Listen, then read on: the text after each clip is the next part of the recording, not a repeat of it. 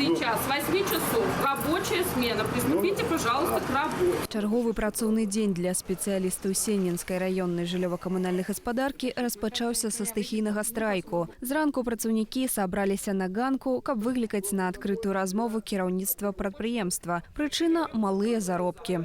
А 67 рублей я заработал. Ну и, наверное, хорошо работаю, что мне даже премия есть 34 рубля. И мастерство даже 12 рублей есть. Вот это такие заработки у меня.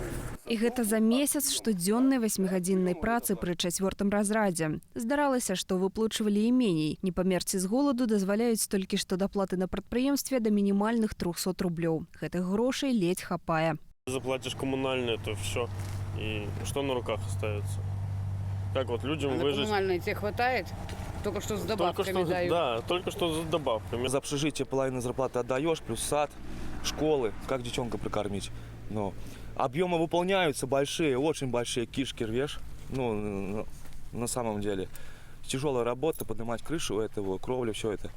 Кажется, объемы большие, мы должны зарабатывать нормально, но ничего не получаем. На ўсе заўвагі працаўнікоў прараб толькі паціскае плячыма. Маўляў, як працавалі, гэтак і зарабілі. Да как они рассказывают, что они работают? Упорно сильно работают?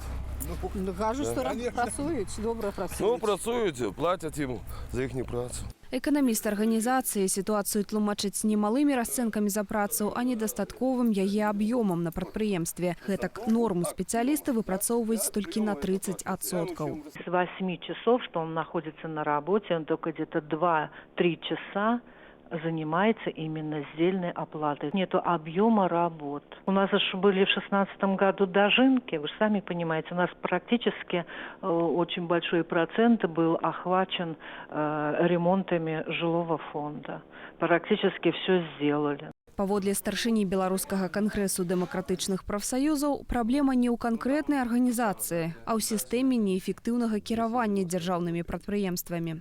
Калі дзяржава не может забеспечить у якости працадаўца працаўнікоў працы, то ну хай яна тады ўжо нейкія крокі робіць, каб гэтым займаўся бізнес.